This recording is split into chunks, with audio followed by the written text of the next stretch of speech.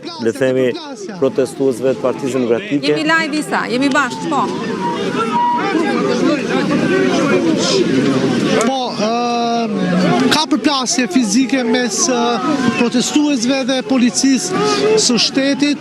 Sigurisht protestuesit dëshirojnë për ta qarë rrethimin dhe për të kaluar në anën tjetër ku edhe ndodhet Ministria e Brendshme, por është e pamundur sepse kordoni i policisë së shtetit pra është shumë i fortë dhe sigurisht është e pamundur për të kaluar. Përplasja fizike, duhet thonë, është e ashpër. Janë deputetët në vitë të parë të partisë, të frontit të Partisë Demokratike, shihet Flamur Kapitën Mallbati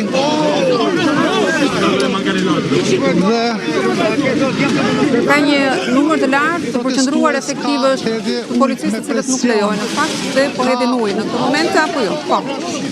Po, policia po përdor ujë me presion sigurisht për të shpërndar turmën.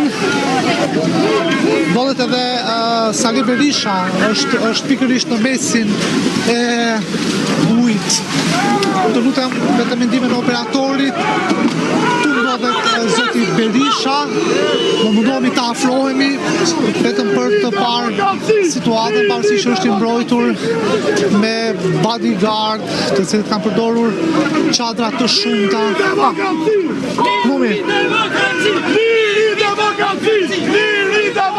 Është e pamundur të thyet me sa duket kordoni i policisë që protestuesit të vijojnë për në destinacion ku ishin nisur. Kordoni i policisë nuk mund të thyhet, sigurisht këtu.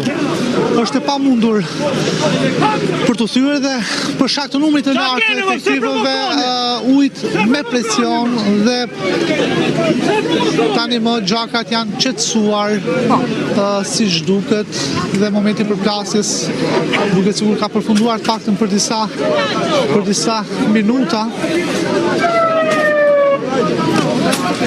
Ka hedhje gjësendësh, gur dhe sendet e tjera në drejtim të policisë së shtetit nga ana e protestuesve të Partisë Demokratike. Mund të arrijmë për ta parë me sy të lirë që zoti Berisha qëndron ende në protest, ndërkohë që përplasja mes Nokës, Bledjon Allbatit dhe policisë është duke vijuar dhe rreshtet e Shusavine shtohen. Ka një përplasje tjetër, një tjetër episod. Përplasje është dhe sigurisht ujë me presion që është duke u hedhur përsëri.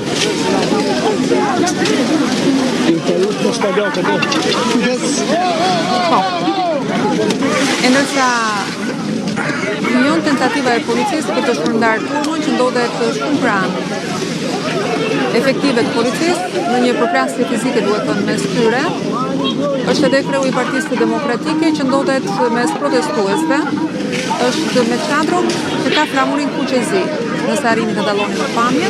Po, është çadra që mban gjithnjë Berisha sa herë që ka protesta në Shqinë, nuk haron të marrë simbolin kuqezi, por është gjithnjë jemi tek ajo që është strategjia e re e forcave të rendit Megi për të mos lejuar asnjë moment për shkallëzimin e protestës. Sa po shohim që ka një shtyrje të protestuesve drejt kordonin policisë, menjëherë policia reagon me të botë ujë hellës në një farë mënyre është mesazhi që jepet protestuesve që linja e kuqe është deri këtu.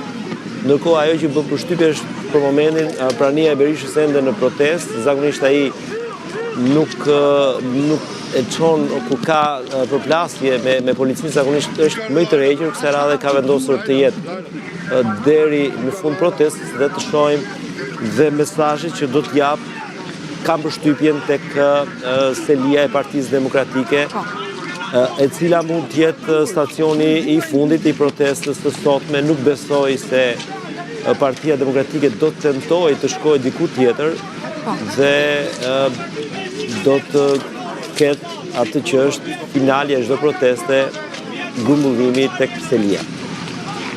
Mos provokoni, tha Gazmend Bardhi, efektive të policisë në momentin që ju afrua, duke i kërkuar që në një farë mënyre të lenë detyrën dhe të lenë të qetë protestuesit të kryen misionin e tyre. Denis. Po, tu jemi tek le të themi puna e Kishim deputetëve në një farë mënyre një provokim, po ta dëgjoje Klevis Balliun sot, që i bënte thirrje pas deklaratës së hitës, që deri këtu është perimetri, nuk depërtoni dot më tej sepse të drejtën sot nuk po e shoh fare Klevis Balliun, nuk e di, më duket sikur nuk është fare në protest, me që ma kujtove ndoshta me kolegët tanë në teren. Mbaste do ta marrin vesh sot, kam parë vetëm Gazmend Bardhin, Luciano Boçin aktive dhe Flamunokun si për herë. Kështu që është tjetër protest, kjo nuk është si protesta e kaluar, ku kësaj radhe dominon më shumë uji ndaj protestuesve, për shkak të thash edhe një herë, sa më agresive të jetë mënyra e të protestuarit, aq më e prerë dhe decisive është ndërhyrja e policisë. Në momentin që nuk je duke bërë asgjë, as policia nuk kap se reagon dhe siç po duket qartë. Momentin që ti hedh një mjet le të themi të rrezikshëm ndaj policisë, menjëherë ka dy mjete që policia ka reaguar sot, kryesisht me ujë, por edhe ka patur vështirësi, ka patur momentet të pakta në fakt të hedhjes së gazit ndosjellës. Kështu që kjo është e kaluar Denis, kemi parë edhe një metodë parandaluese ndaj aktivistëve të zjarrit, atë themi kështu në protest, duke gjetur çanta të mbushura me molotov. Po, sepse atëherë numri ka qenë më i madh, megi i protestuesve të rrezikshëm.